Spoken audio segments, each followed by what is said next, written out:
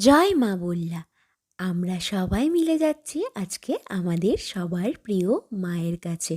এখানে আমি, মা, পিবলিদি, সৌরভদা সবাই মিলে হাসতে হাসতে মজা করে যাচ্ছি আমাদের সকলের প্রিয় রানীমার কাছে।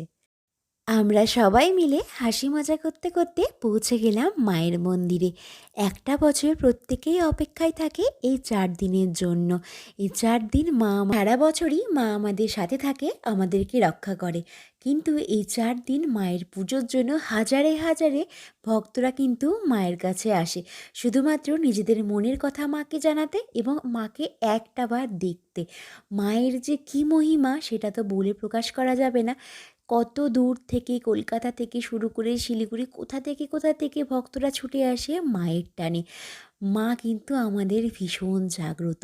যারা মায়ের কাছে মনস্কামনা করে কেউ কিন্তু ফিরে যায় না। আর আমরা যখন ভেতরে ঢুকলাম, ঢুকেই মনে হলো কি একটা আলাদা শান্তি অনুভব করলাম। মায়ের মহিমাকে নিয়ে নতুন করে তো বলার কিছু নেই।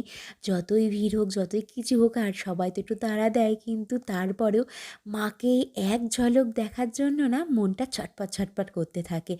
এই দেখো পেছনে মায়ের সেই বড় সুন্দর মূর্তি, আমাদের সবার রানীমা বলে কথা, তার সাজও তো হবে একদম রাজকীয়। এবারে দেখলাম মায়ের মন্দিরে এই ছোট্ট একটা পুরোহিতকে। তাকে ছোট বলাতে সে বলল, না আমি কিন্তু ছোট না।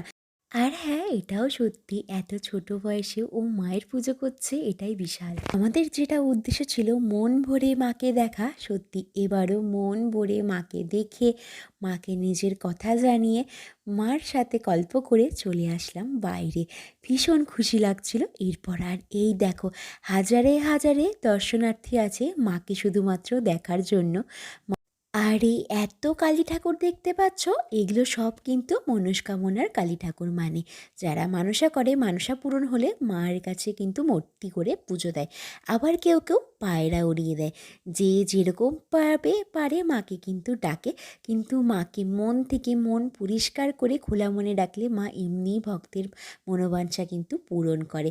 মায়ের আসল ভোগ হলো খাজা বাতাসা, সেটাতেই মা কিন্তু ভীষণভাবে সন্তুষ্ট হয়। আর অনেককেই দেখি মায়ের উদ্দেশ্যে খাজা বাতাসা ছুঁড়ে ছুঁড়ে দেয়।